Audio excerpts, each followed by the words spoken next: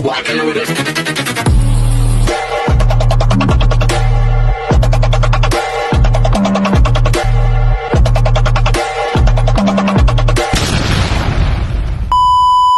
Hi everyone! Good evening! I'm back! It's your Mama Sam dito sa Sam TV. Kamusta naman po kayo mga amigo, amiga, kumare at kumpare? Sana lahat kayo ay okay na okay ngayong araw ng syempre Tuesday. So, Merry Christmas sa inyo lahat ng bonggang-bongga. And of course, lahat tayo excited na dahil syempre patapos na ang taong 2025.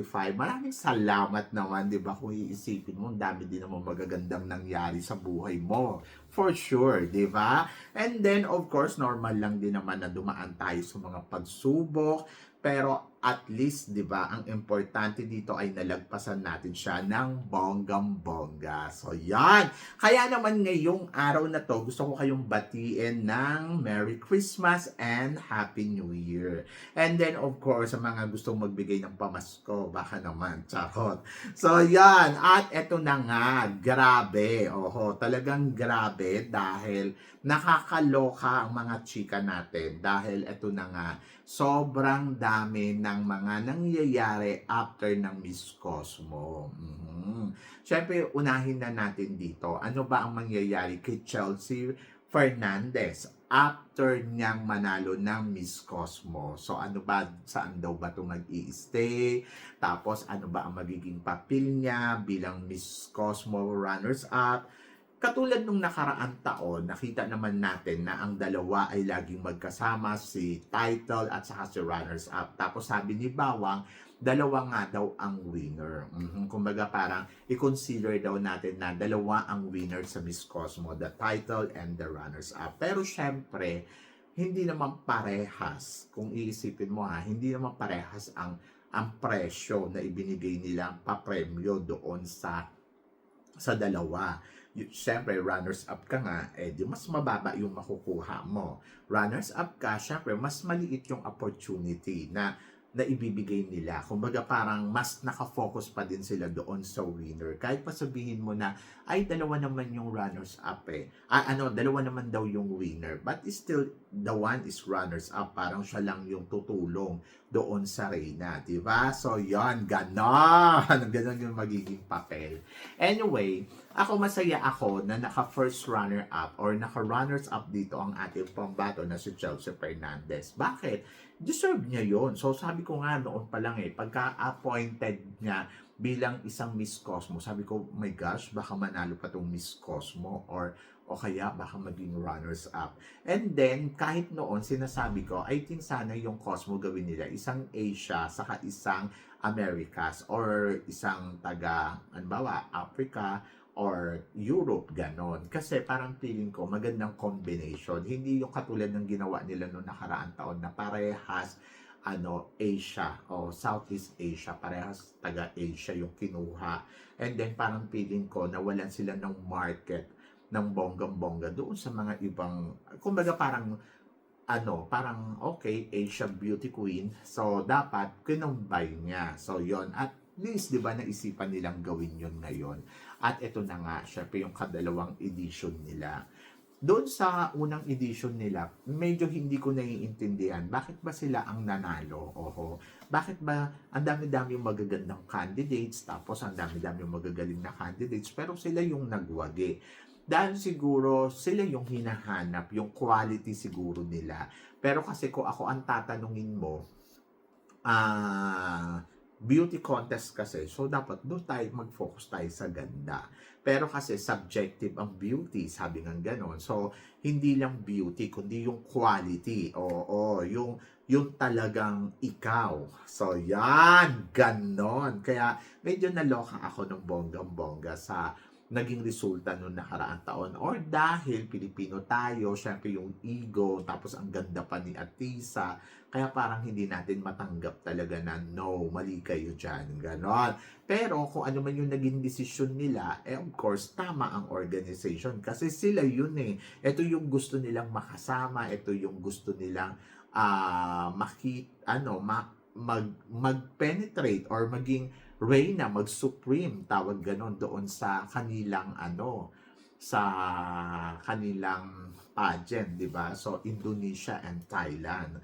Pero in fairness naman, oo, nagawa naman nila yung mga trabaho nila at natapos naman nila at nakita naman natin na hanggang sa dulo talaga mararamdaman mo talaga na wow, ang galing nila dito in fairness, oh, 'di ba? So, 'yon. So, ngayong taon na 'to, syempre mas improvement ang mangyayari. So, nandiyan na syempre aabangan natin kung ano nga ba yung magiging papel ng mga bagong reyna ngayon dito. Kung sila ba ay talagang mamamayagpag, feeling ko magandang panimula to ng Miss Cosmo kasi syempre para ma-package talaga sa Pilipinas yung ingay ng Cosmo. Sabi ko nga siguro mas maganda kung halimbawa sinuwap nila eh. So halimbawa si Chelsea yung pinanalo nila tapos si USA ang ginawa nilang runners-up kasi parang feeling ko syempre iba pa rin yung tatak na ikaw yung nanalo, 'di ba? Iba pa rin yung dating na parang okay, so yun ang title is from the Philippines. Syempre yung impact ba, yung suporta. So kasi parang dito, ang nakita ko, okay, ginawa nilang first runner-up si Philippines, pero parang dahil wag mawala yung eksena, yung ganon. But feeling ko, siguro, okay na din. Aha, ganon. Nakakaloka. Medyo naguluhan lang ako dun sa part na yun. But parang feeling ko kasi, it's okay na parang, sige, ayan na. So, dalawang reyna at sige lang, laban lang, di ba? So, yon. And then, pagdating naman kay Miss Philippines, ano nga ba ang mga nakuha niyang papremyo dito? Ang sabing gano'n, ang mga nakuha daw niyang papremyo ay yung una, ayun nga, syempre, yung $300, parang gano'n, at $300, 300,000 US dollars. Basta parang lumalabas siya na kalahating milyon sa pesos. Oo. Tapos, sumunod yung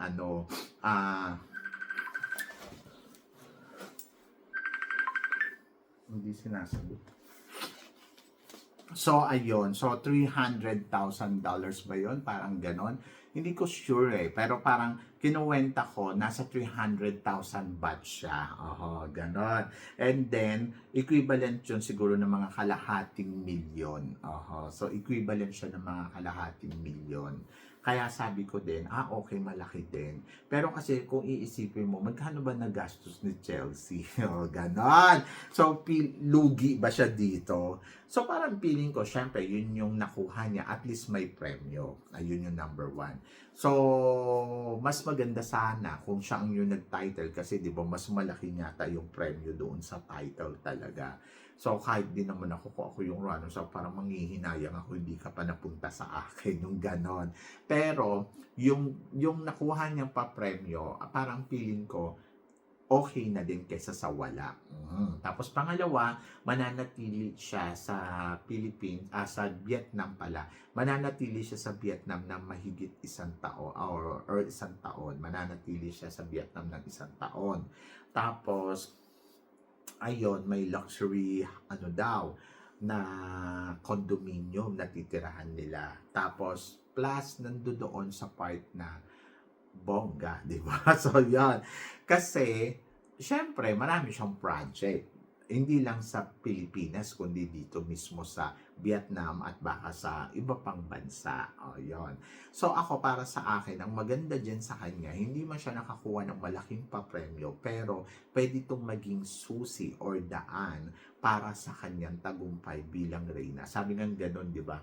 Magbe-benefit ka after the rain or magbe-benefit ka habang reyna ka. Kasi mas maraming papasok na project, mas maraming i-offer sa'yo, mas marami kang magagawa. So, ang akin, sana gamitin yun ni Chelsea na talagang bilang runners-up dito sa Miss Cosmo, edi hawakan niya yun ng bonggang-bongga at ipagpatuloy lang niya, di ba? Kasi kung iisipin mo opportunity pa rin talaga ang nag-open sa kanya ng bonggang-bongga. And let's see kung ano nga ba ang mangyayari. Siyempre, looking forward ako kasi magaling naman si Chelsea Fernandez. Magaling si Chelsea sa mga bagay-bagay like example, hosting. And then, pwede siyang maging actress. Tapos, pwede pa siyang makilala talaga ng more kasi yung kanyang personality sobrang bubbly. Plus, pwede niya magamit yung platform ng Miss Cosmo bilang alam mo yon sa social media, oo, di ba? So, mas bongga, mas parang panalo, mas marami pang eksena na pwedeng gawin. So, habang andyan yung titulo, so gamitin yon ganon. So, I'm so excited for Chelsea Fernandez, ha? Parang feeling ko mas mag-shine pa si Chelsea Fernandez dito more than doon sa reyna ng Miss Cosmo eh. Parang yun lang yung nararamdaman ko. But let's see kung ano nga ba ang mangyayari. So magkakaroon ba ng homecoming parade? So hindi ko alam. But parang feeling ko bilang runners-up sa Miss Cosmo, I think yes. So tingnan natin sa susunod kung ano pa mga eksena at ganap kay Chelsea Fernandez. And looking forward ako sa mga eksena at project nila. Diba? So, yon. So, good luck syempre sa mga Reyna. Good luck kay Chelsea at good luck syempre kay Miss USA na din. So, looking forward tayo. So, ano nga ba ang ipapakita ng Cosmo ngayong taon na to dito sa atin? So, yon. So, kayo guys, ano guys ang masasabi ninyo? So, please comment below para at least malaman ko naman kung ano naman ang chika mo dito sa mga pinag-uusapan natin. Syempre, maraming salamat sa inyong lahat sa support at pagmamahal na binibigay ninyo syempre dito sa channel ko at sa mga hindi pa nakaka-subscribe. So, ano pang hinihintay ninyo? Subscribe na. So, guys, hanggang dito na lang. Hanggang sa muli nating tsikahan. See you tomorrow. Thank you, guys.